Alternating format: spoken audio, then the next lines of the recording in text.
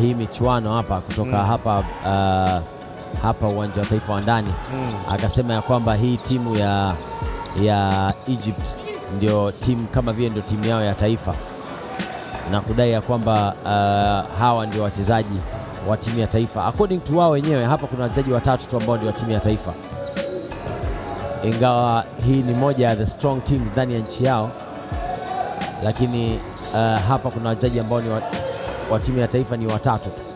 Big man move, anakosa mpira, unatoka tena huku nje, shot clock narudi, anakwenda Asem for a 3-point shot, anakosa, rebound picked up by Mohamed Farin. Hapa anawin Ahmed Abdallah, nakwenda tena kuchukua mpira wa point guard. Wow, huyu 3-point attempt pale, lakini anakosa another attempt. I don't know what that was, lakini ile ilikuwa ni kisamaki kabisa ile kutoka kwake Ayub Mohamed.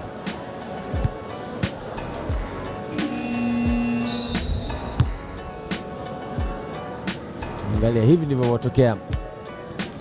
Aliattempt ule mpira, alipopata Mohamed Ahmed akajaribu kwenda, alikuwa ajaribu ya Jordan spin under move, lakini naona ikagoma. Another shot, yes. Ile ni trademark ya Jordan ile. Kabisa. Spin under. Naona jamaa akajaribu akaishia njiani. Sio rahisi, nataka nguvu kidogo. Kwa vizuri. He gets one free throw. Karibu sana mtazamaji wa Azam TV. Kama ndio kwanza unajiunga nasi, ni kota ya kwanza ya fainali za michuano ya miji ya kikapu ya Afrika, miji ya Afrika ya Mashariki na Kati ya kikapu. Ni michuano ya 17 na hii ni fainali kati ya timu ya Cairo ambao wako ndani ya jezi za kijani na Cardo ambao wamevaa jezi nyeupe. Cairo wa kutoka Egypt na hawa Cardo wakiwa wanatoka Somalia. By the way, nichukua pale sasa, nataka nikwambie ni kwamba nchi ya Misri ilibadilisha jina kuitwa Cairo, kuitwa Egypt. Mji mkuu is still the same, Cairo. Anakwenda, yes, ndio hicho tulikuwa tunajaribu kueleza. Nini kabadilishwa? Kimbadilishwa kutoka kuitwa Misri mpaka kuitwa Egypt. Kwa Kiswahili haina Kiswahili hiyo. Nchi yao tayari ndio inaitwa hivyo. Inaitwaje? Misri, fahamu, labda unifanishe. Misri ndio Egypt. Eti? Misri ndio Egypt. Ndio zamani ilikuwa Egypt kabla ya kuitwa Misri, kabla ya kuitwa Egypt ilikuwa Misri, ndio ikabadilishwa ikaitwa.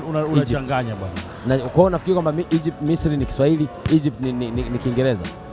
Is that what you think? No, I'm asking you. Is that what you think? Nifundishe. Mimi naomba unipe darasa. Kuacha kama ulivyo. Kwa sababu ufahamu sasa mimi nakufundisha. Sawa. Yeah. Haya, unachosema wewe ni sawa. Mimi nimekubali wewe unachosema sawa. Okay. Yeah. Okay, anakwenda kushoot tena nyingine. Hii hapa ni elimu tu ndogo ndogo ambazo zinapatikana darasani. Ahmed Abdallah, second shot, beautiful. Akiwa anaendelea kuketch kidogo hapa, tofauti ya pointi 4 kati ya timu hizi. Timu hii kutoka Egypt au Misri, timu ya Cairo ikiwa inacheza na timu ya Cardo kutoka Somalia, the Horn of Africa. More education for you. Kama ulikuwa unafahamu basi fahamu zaidi. Kama ulikuwa ufahamu basi Pandu. Nice drive through kutoka kwake Ayman Shaukat Pandu. Way to go. It was a good drive through. Upupu according to a friend anakwenda hapa. Yusuf Ali anakwenda and then he drives through, akaifake, baada ya kwenda hewani akaganda kidogo na kuweza kucheza na body. Beautifully done from the young man from Somalia ambaye anaishi Marekani. Good free throw. Catch up. 11-14. Cairo anaongoza. Drive through. Leo kwa kweli ningependa kuona ugumu kidogo ikipewa hii timu ya Egypt, kwa sababu najaribu kuangalia vitu fulani ambavyo wamekuwa wakivifanya hapa wakifika, wakiwa wanafanya drive zao tu, wanaenda wanatoa assist, mtu amedrive ghafla ovyo kampa mtu assist, mtu ka shoot basket. Lakini this time around kwenye game hii ya leo inaekea zile nafasi, hii timu ya Cardo inajitahidi kuzimiliki au kuweza kuzificha kidogo.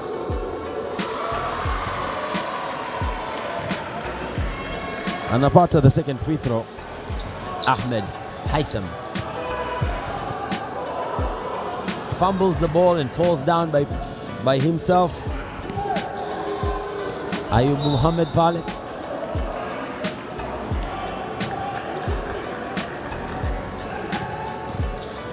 That was bad. That was terrible. Kwa kweli kuna move moja hapa ambayo imechezwa off the ball.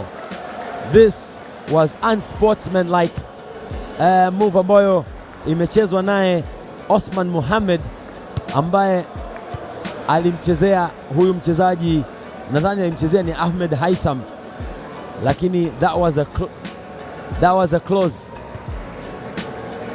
Anakwenda kwenye mstari shooting the first one, it's a good one kutoka kwake Ahmed. Tutapata kuiona move moja hivi, anazipata zote mbili off the free throw.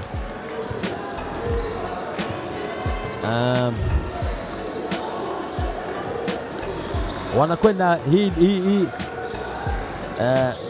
drive through, nice. Pandu basket, 2 attempts with 2 scores kutoka kwake Pandu. Yeah, that was really bad. Hii ndio nilikuwa naisema, hichi ndio kitendo alichokifanya Osman Mohamed. Tuweze kuiona tena kitendo alichokifanya hapa Osman Mohamed, kitendo ambacho alimfanyia Ahmed Haitham.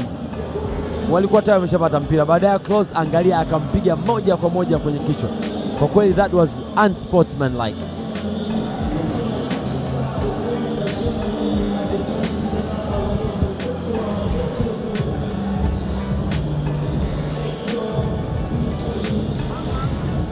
Kota ya kwanza hivi ndivyo mambo yalivyokuwa. Huyu ni mchezaji Dibo, mchezaji wa zamani ambaye na uhakika wewe una uwezo wa kumwongelea vizuri zaidi. Huyu mmoja wa wachezaji ambao alitoka kanda ya Ziwa nadhani. Huyo ni Muhammad Ali aka Dibo. Huyo ni mchezaji wa timu ya vijana, mchezaji wa timu ya taifa pia. Kwa sasa hivi kidogo na pia alishawahi kucheza pro akiwa huko mjini Uganda, akiwa kucheza timu ya Falcon, lakini sasa hivi amerudi na yupo hapa Dar es Salaam. Na hivi ndivyo ilivyokuwa kwenye kota ya kwanza. Assist iliyokuwepo ni moja tu ambayo ilitolewa na Cairo. Free throw kila mtu amezipata 5-5. Foul hapa zimechezwa nyingi zaidi na Cardo, wakiwa hawajaiba mpira wote ule, wakiwa na turnover nyingi kupita kiasi, turnover 8. Kwa kweli turnover 8 is a whole lot. Beautiful women in the courts, nice to watch. Haya ni katika mambo ambayo yanawaleta wengi katika courts hizi. Nice to see, polite in the eyes. This is Tanzania. Angalia comparison. Okay, hawa ndio mashabiki waliofika kuangalia fainali hii leo.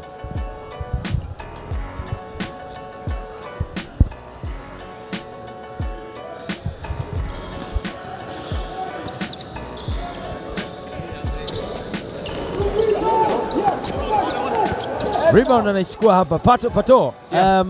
Pato hapa ndio kwanza nimejiunga naye haraka. Pato kwa kweli hii game. Oh, that's goaltending. Sijui umpire ataita nini hapa. Tutaiangalia tena hii move jinsi ambavyo ilivyokosea. Yani kwa kweli wanaitana tena hapa kuweza kujudge hapa. Hichi ndicho kilichotokea. Alipewa hii pasi katika kwenda ile juu pale, akatokea ghafla huyu Ahmed Abel akampiga bonge la tawi na kutoa mpira ule wa kwake Mohamed Rage. Huyu ni coach wa timu ya Cairo. Wanasema kwamba ile ili count. It's a basket.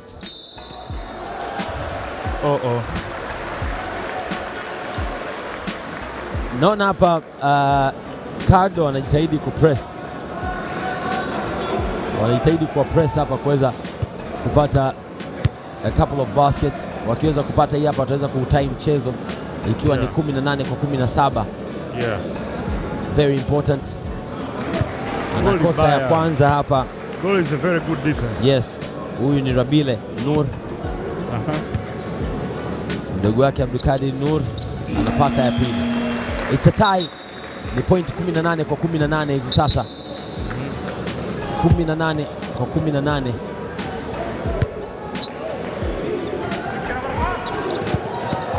Oh, alikuwa amekwenda hapa kupiga jema moja ya hataji hapa Nur huyu, lakini akapigwa tawi. Kumradhi mtazamaji, nilikuwa siangalia vizuri hapa kwenye hizi score zangu. Nilikuwa najua ni 18 kwa 18, kumbe ni 16 kwa 18. Asante sana scoreboard. Yani ladha ya mchezo imekuchukua. Nilikuwa nimewaza tu akili wangu. Ni nane. Yeye ambaye amekuwa na big performance mwisho wa siku alipata kuumia ni mchezaji kutoka katika timu hii ya Qadar. Anaitwa Yusuf Ali. Yusuf, first I should start by saying congratulations. Thank you very much. It's a pity that you guys actually lost, but I'll say you guys fought. Yeah, we fought. Egypt played really well today. They executed. They picked us apart, and kudos to them. What do you think was their strong point for them getting this win? Their experience and their poise. I was a fan of playing against them. I'm a big fan of their team and the way they play. They play the right way. Those guys are actually a team, yeah? Tell me something. You guys also actually had a very good game the whole way. These guys actually played as much as they did. You are one of the players that actually picked up your team at some point. You are one of the youngest players. What brings by this? I just have to lead by example. I'm a point guard, so I got to lead by example. Today I could have played better defensively, offensively, but hats off to Egypt. Whatever happened to Faisal, one of your players that was supposed to come by? We heard he was supposed to come in for the finals. He was supposed to come in for the finals. Yeah. What happened? Faisal right now is pursuing pro opportunities. So yeah.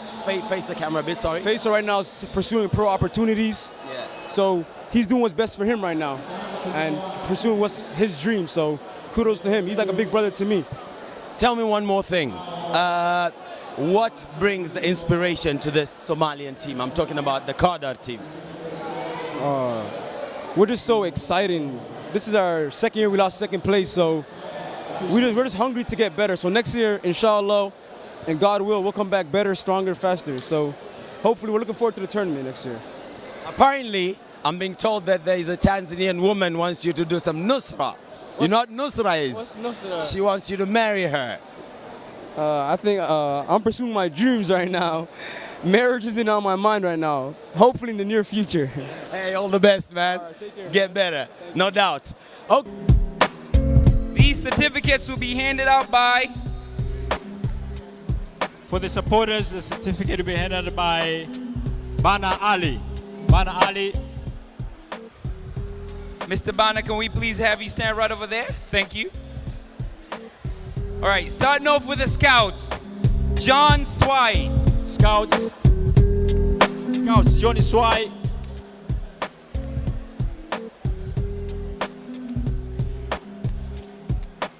Azizi Jumanne, Christopher Linyama,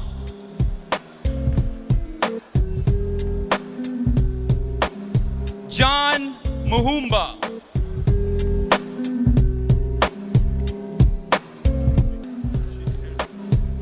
Abdul Rashid Hersey,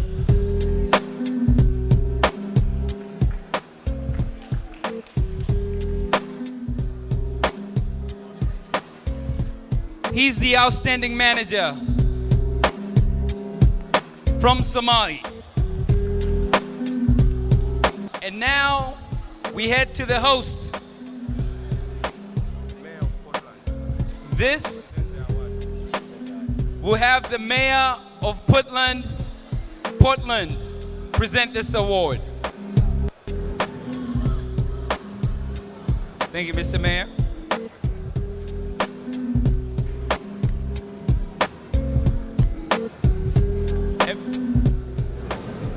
And for the host, it's BD, Basketball Dar es Salaam. Mwenze Kabinda, the president of Basketball Dar es Salaam. The city of Mogadishu,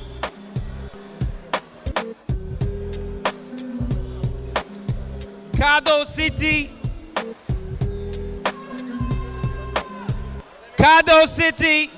and we'll start off with the best scorer, men. Yusuf Ali, the best scorer. Coming from Kado City, Yusuf Ali.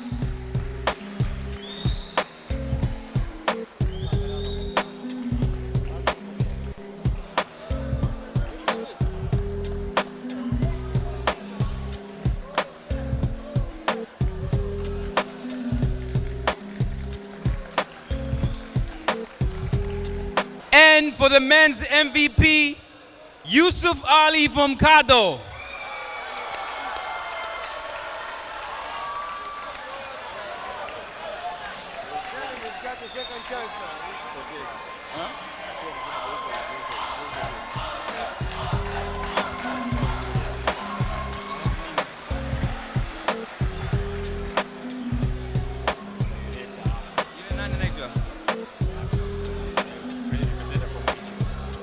Thank you, Mr. Ambassador. Thank you, Mr. Ambassador. Appreciate it. We have Abdurrashid Bakin.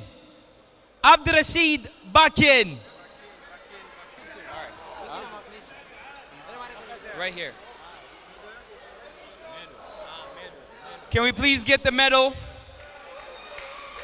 for the manager, for the team manager?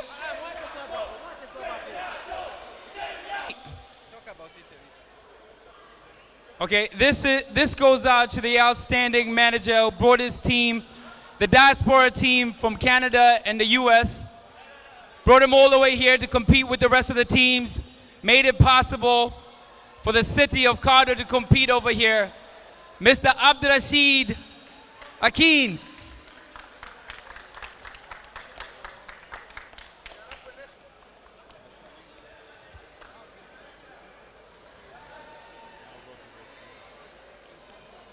And for the men's first runner-up, Kado City.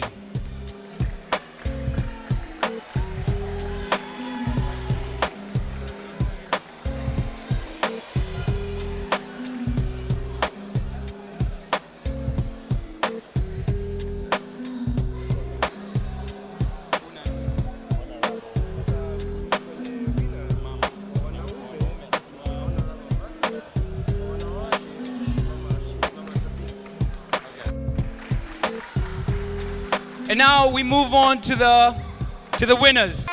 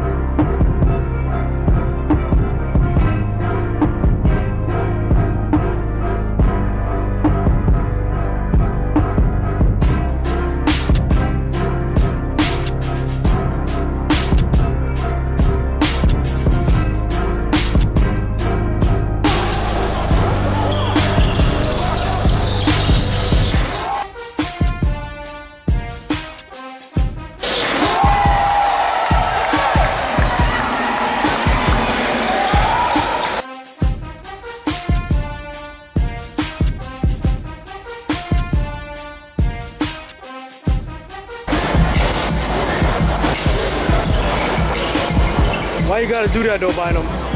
Why you gotta break that rim?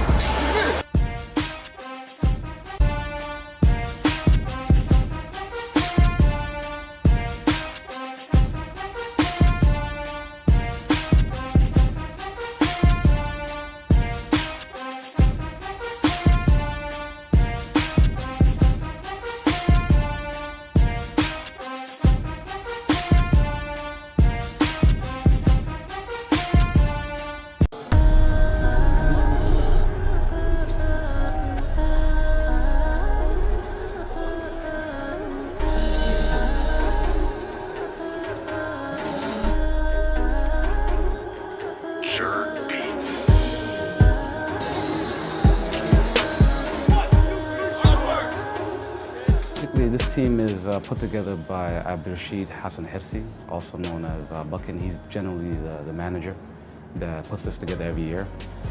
You know, we're a group of young youth basically coming out of Toronto, Ontario, and America, generally North America. And the team is put together that way. And you know, what we do is that we promote basketball in the city of Somalia. Like last year, we were Garowe, the capital city of Putin, right? And this year we're Qardo, you know, and generally we're just promoting, every year we're promoting a different city in Somalia just to get basketball known and respected across the world.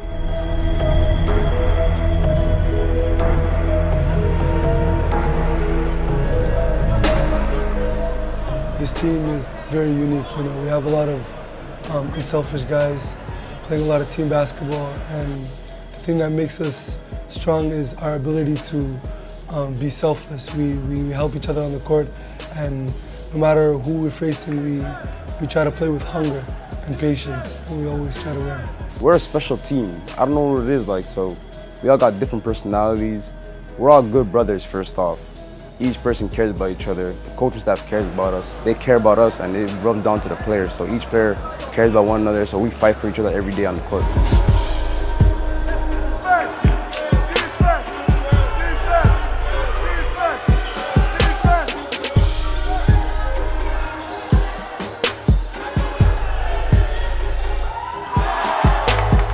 I look up to everyone on our team because everyone brings their own strengths. When you're on the court, the point guard, Yusuf, aka Rhino, he's a real competitor, you know. He's just a winner, you know, natural born winner. He's a leader, and he's always motivating me, pushing me, and he leads the team. So I think he's one guy that's one foot above everyone else on this team.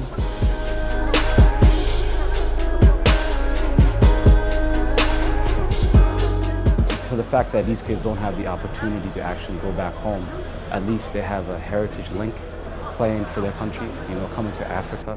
These sort of things are going to help the diaspora learn, you know. I mean, the world is huge, and this little orange basketball can take you around the world. We are just, you know, representing the title of Qardo City. I've never visited there myself personally. I would love to, you know, hopefully at the end of the tournament, we would probably be going there as a team, and that would be a good experience. Yeah, the state of basketball is huge. I mean, if you look at it, it's maybe the second most popular sport next to soccer. And another thing is Somalia has a high youth population, you know, even in the diaspora. And, you know, if you get these kids occupied in sports, you know, it's going to help them mentally, you know, to stay out of trouble. I want to show Somali youth a different route. Put the guns down, put the violence down. Because I personally believe that sports can like unite a country.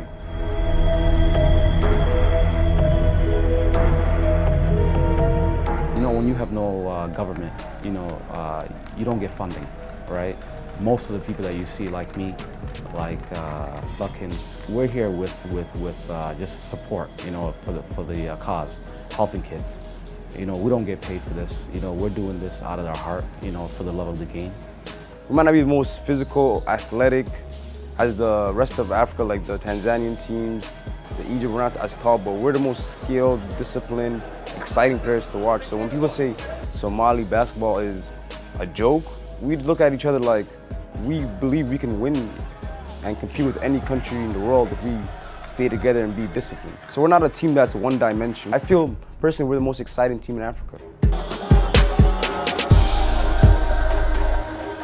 sidoo kale waxaan wareysanayna gudoomiye ku-xigeenka xiriirka kubadda cagta Soomaaliya Cabdirashiid Xasan Xirsi Baki sidoo kale ahna jamalka qaybta marketingka Cabdirashiid barnaamijka ciyaaraha ku soo dhaweey TV-ga ETN aad baa u salaamayaa runtii maanta ciyaarta ka dhacday waxayna xasuusay bariisamaadkii waayihii Soomaaliya ciyaaruhu ka dhici jireen ciyaartaana oo ciyaar aad u adag runtiina la saadaalinayay Jiroonigan inuu yahay Jiroonigu adag oo Jirooniga Group B marka runtii ciyaar wanaag baa ka dhacday gobolka Sool iyo gobolka Banaadir aad baan ugu faraxsanahay ciyaarta dhacday waxayna tusaysaa maanta ciyaarihii adduunka inay isbedeleen oo waqti fiican oo ka dhacay meeshaas ciyaarihina maanta uu noqday kooxihii soo awood gaareen awooduna ay fiican tahay marka runtii aad baan ku salaamayaa adiga iyo aad iyo aad ayuu maasay kaasina waxaa gudoomiye ku-xigeenka xiriirka kubadda cagta ee Soomaaliya Cabdirashiid Xasan Xirsi Baki oo goobjoog ka ahaa kulankii dhex maray gobolka Sool iyo sidoo kale gobolka Banaadir waxaan rajaynayaa telefishinka ETN inuu noqdo telefishinkii isku keenaya ummadda Soomaaliyeed kana shaqaynaya nabad sida aan hadda ugu jeedno waa telefishinka kaliya oo u shaqeeya sidii internationalka aad Said Mugambi waxa tahay gudoomiyaha guud ee xiriirka kubadda cagta Soomaaliya waa markii ugu horeeyay ciyaarahan tartanka Soomaaliya tartanka 8 ee Soomaaliya lagu qabto Puntland ma jeceshiina qabataan tartamo noocan oo kale aad ka qabataan gobolada sida Jubbooyinka oo kale sidoo kale gobolada dhexe ee Soomaaliya iyo sidoo kale gobolada Soomaaliya oo dhan bismillaahir rahmaanir rahiim waxaan rajaynaynaa insha Allah in tartankan uu noqon doono tartan joogto ah oo sanad walba aan qabano kuna qaban doono dalka Soomaaliya oo dhan taasna waxaa noo qaabishan arrimahaas gudoomiyaha arrimaha gobolada Mr. Cabdullaahi Aabo Xasan oo ah gudoomiye ku-xigeenka xiriirka Soomaaliyeed kubadda cagta asagana laba kalmad wadiga su'aasha ugu dambaysiya maalgelinaya tartanka 18aad ee gobolada Soomaaliya waxaa maalgelinaya dowladda Puntland oo qaadatay hostinka martigelinta iyo nabadgelyada iyo caafimaadka xiriirka Soomaaliyeed kubadda cagtana waxa uu baxshay qalabkii lagu dheelayay agabkii oo dhameystiran iyo transportationka oo dhan marka waxay iska kaashadeen dowladda Puntland iyo xiriirka Soomaaliyeed kubadda cagta iyo dhammaan saxaafadda Puntland oo aan mahadcelinayna mahad gaar ah wabillahi tawfiiq wassalaamu calaykum aad iyo aad ayuu mahadsanyahay gudoomiyaha guud ee xiriirka kubadda cagta ee Soomaaliya Said Mugambi oo wareysi qaas siinayay TV-ga caalamiga ETN ee xaruntiisa tahay magaalada Boosaaso sidoo kale ku sugnaa garoonka Stadium Mira Awaare caasimada Puntland ciyaartii dhex martay gobolka Banaadir iyo sidoo kale gobolka Sool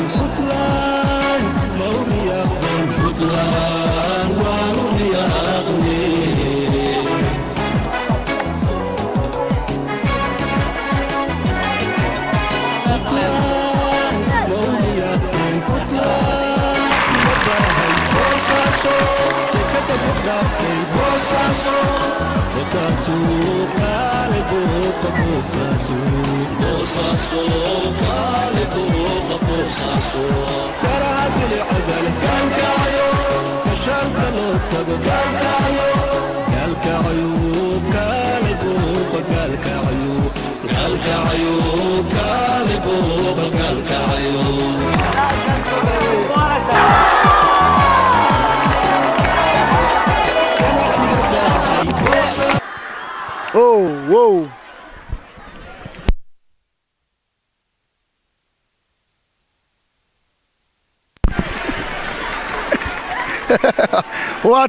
واتاي سول يا بنادر واتاي الله maxaa kala haysta sool iyo banaadir الله sool iyo banaadir maxaa kala haysta ilaa imika cid ay guusha raacday la weysan yahay taageerayaal fara badan الله maxaa kala haysta laba daqiiqo lagu daray waqtiga dambe waa dhamaaday ciyaartii loogu talagalay 90 daqiiqo loogu talagalay waa dhamaaday laba daqiiqo ayaa lagu daray waa extra time waa waqtiga dheeraadka ay lagu daray waa tahay waana ciyaartu waa hal iyo hal waa tahay waa gabagabo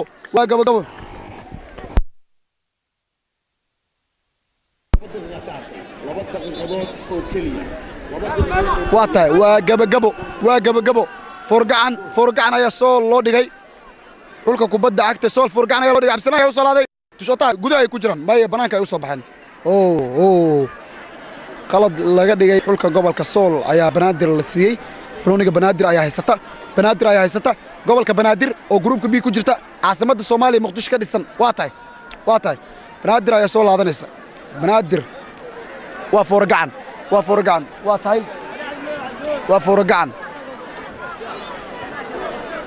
waa furgaan waqtiga waxaa markaas lagu daray 2 daqiiqo waa waqti ugu dambeeyay waa weerar iyo weerar celis waa tahay sool banaanka ay u saartay waa tahay waa furgaan mar labaad waa Fran Brazil ay leeyihiin xulka qaranka Brazil waa tahay waqtiga waa gabagabo waa tahay waqtiga waa gabagabo waa sool iyo sidoo kale banaadir waqtiga waa gabagabo waa tahay sool ayaa wadatay banaanka waa furgaan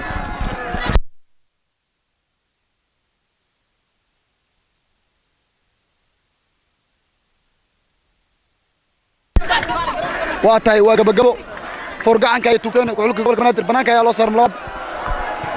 loo saaray mar labaad banaanka ayaa loo saaray waa tahay waa gabagabo waa tahay mar labaad furgaan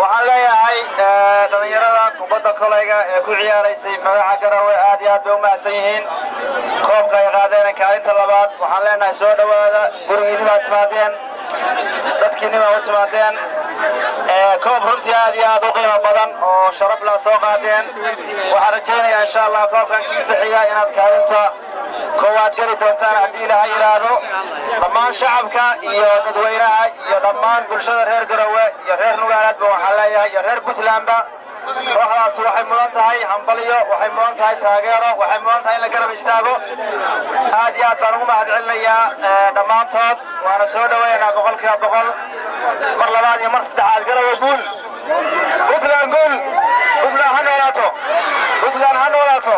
Garowe ha noolaato soo dhawaada Puntland guul ha guulaysato si gaara munaasabadan kooxdii aynu ku maamuusayno magaca Garowe ku ciyaaraysay waxaanu leenahay kor baan u qaadeen kor Allah inii qaado munaasabadan waxaan uga mahadcelinayaa dhammaan ciddii soo qabanqaabisay ugu horeeyo qaybta ugu weyna ka geystay madaxweynaha dowlad goboleedka Puntland mudane cabdiweli maxamed cali gaas waxaan sidoo kale uga mahadcelinayaa shacabka reer Garowe gudoomiyaha gobolka duqa magaalada iyo dhammaan wasiiradii saaxiibada ahaa ka qayb qaadatay soo dhaweyntan si aad iyo aad xaqiiqdi ah ayay noo dhiirigelinaysaa maanta waa maalin aan la soo koobi karin qiimaha iyo farxadda ay noo leedahay. Brothers, welcome to Garowe City. You know how it is.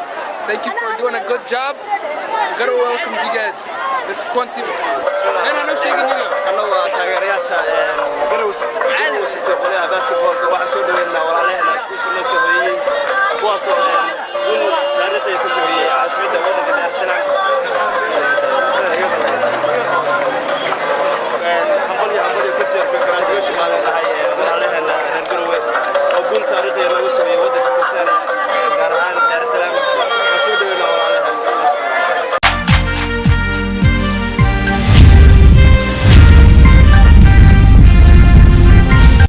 madaxweynaha Puntland Dr. Cabdulle Maxamed Cali Gaas ayaa xafiiskiisa ku qaabilay kooxda kubadda kolayga ee Garowe City warka waxaa magaalada Garowe inooga soo dirtay wariyahayaga Meemun Cabdirasaaq Khaliif. madaxweynaha Puntland Cabdiwali Maxamed Cali Gaas ayaa habeennimadii xalay qasriga madaxtooyada ku qaabilay kooxda Garowe City ee kaalinta labaad ka galay koobka kolayga ee Tanzania ku soo idlaaday. madaxweyne ku-xigeenka xubno ka tirsan wasiirada mas'uuliyiinta isboortiska iyo saraakiisha madaxtooyada ayaa kulanka goobjoog ahaa iyadoo madaxweynaha Puntland uu ku labisnaa dharka ciyaartoyda isagoo muujinaya sida uu ugu faraxsan yahay imaanshaha laacibiinta guusha u soo magaalada Garowe. gudoomiyaha kooxda Garowe City Cabdirashiid Xasan Bakin ayaa sheegay inay farxad weyn u tahay inay yimaadaan xarunta ay kooxdiisa magaceeda ku ciyaarayeen ee Garowe isagoo ka mahadceliyay casuumaadda ay ka heleen Puntland waxaana uu tilmaamay in sportiska uu yahay power ama xoogga dawladda isagoo ku codsaday madaxweynaha iyo ku-xigeenkiisa inay xil weyn iska saaraan sportiska. sportigu waa power runtii waxaa garan kartaa power inuu yahay maanta airport markaa soo deganay ilaa aan ka imaanay hotelkan degnaa dejis aad u qurxoonaa waxay ahayd dhalinyaradu iyo shicibku farxad iyo buraanbur iyo rareen balow marka halkaas waxaa ku ogaan kartaan sportigu inuu yahay power dawlad kaliya sport waxa ka qaban karto adduunka maanta waa aragteen sportiga dawladdu waa systemkiiba haysaa waxa dhaqaalaha galiya oo fangareeya waa ganacsatada marka waxaan ka codsanayaa ganacsatada Soomaaliyeed gaar ahaan kuwa Puntland meeshan joogo inay sportiga maalgeliyaan si daraaga burcalbadeedka shaqo abuuraya dhaqaalo abuuraya lacag abuuraya marka waxaan runtii ka codsanayaa madaxweynaha Ingorsiga Soomaaliya aqoon-yahana waa nin iyo madaxweyne ku-xigeenkaba in sportiga la power gareeyo hadii la power gareeyo Soomaaliya waxa isdilaya iyo dagaaladan oo dhan waa laga baxaya. madaxweynaha Puntland Cabdiwali Maxamed Cali Gaas ayaa ammaan u soo jeediyay Bakin isagoo ku tilmaamay inuu yahay ruux jecel horumarinta ciyaaraha Puntland wuxuuna sheegay ciyaaraha inay yihiin waxyaabaha isu soo dhaweyn kara ummadda Soomaaliyeed ayna muhiim tahay mar waliba in kor loo qaado ciyaartoyda. magacabaad magaaladii aad ku ciyaaraysan magaceeda u soo jeedano caasimadii Puntland ah annaguna aad iyo aad baan maqsuud u nahay aad iyo aad baan u faraxsanahay.